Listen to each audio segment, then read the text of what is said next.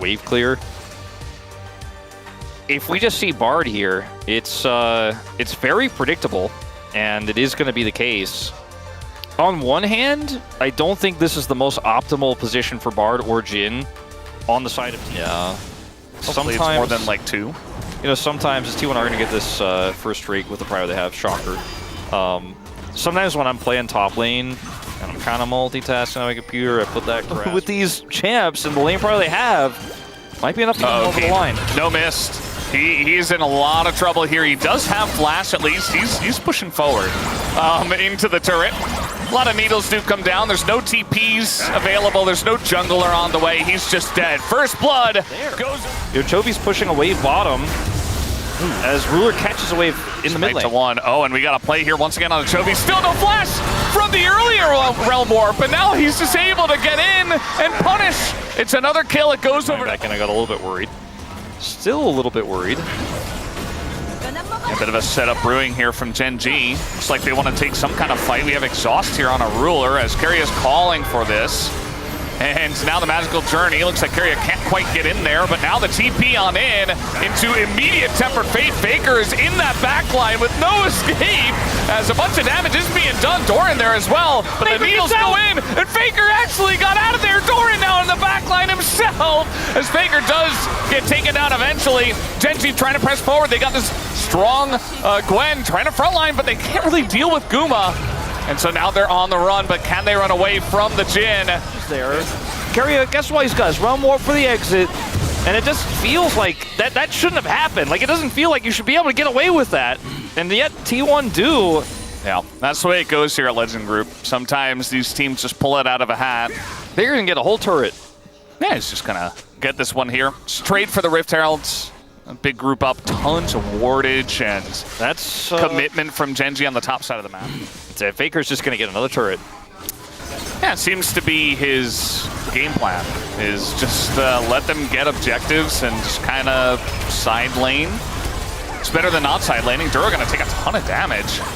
Doran as well lays down the ult, but they're not contesting for this. You see that owner is in the top jungle of GenG. Right, makes it much easier for them to lock down, especially with that bit of a lack of engage that you were talking about as they engage on the Trundle. Trying to take down Owner is not going to happen, and immediately Duro just gets burst to shreds.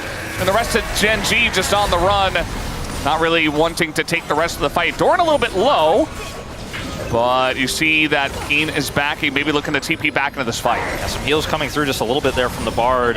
Guma still has ult, and both summoners, so he's actually feeling pretty happy to just walk forward here and take some pot shots. Now getting engaged on the back. Canyon, he is so close to that. Keria jumping on in, gonna keep 2 of them in prison. He does go down, but that means they get the kill on a Canyon. It's actually gigantic as now Guma, the Scissors are pushing forward. The Keen is not going to get any kills. Ruler now just sprinting at them, actually can do a lot, but no, he's taking too much from Faker. Totally ignored the rise, and it's a massive mistake, and T1 turned this fight around. They were already ahead, but now they're just getting the bonus kills on top of bonus kills. Will T1 get everything in the fight? I mean, this is a 25-10. Doran gonna get the whole mid turret, and this team's team fighting, their synergy.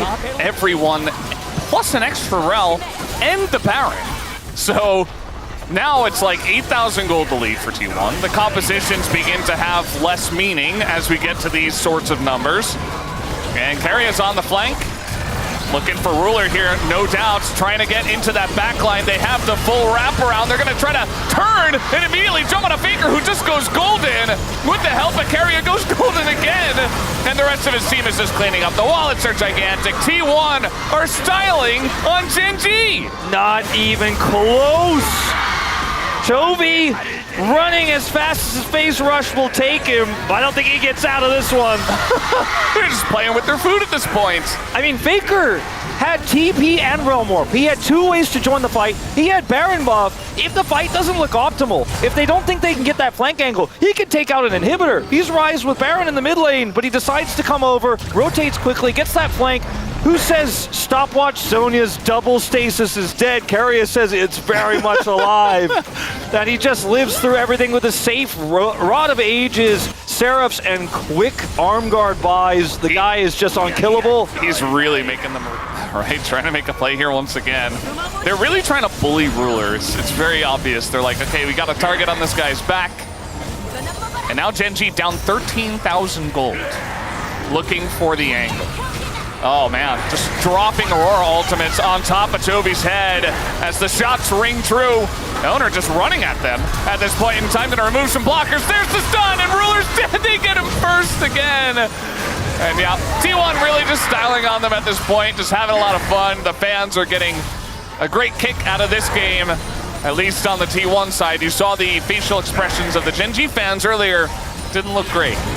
This is just a dominant victory, no two ways about it. I feel like we didn't see GenG at all in game one, and T1 making a statement here.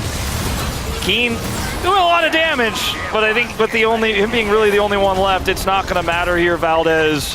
How do you recover from a loss like this? I mean, GenG's played a lot of tough series that went the distance this year. I think they're the team that can handle it, but I don't know, Valdez. The crowd favors T1. T1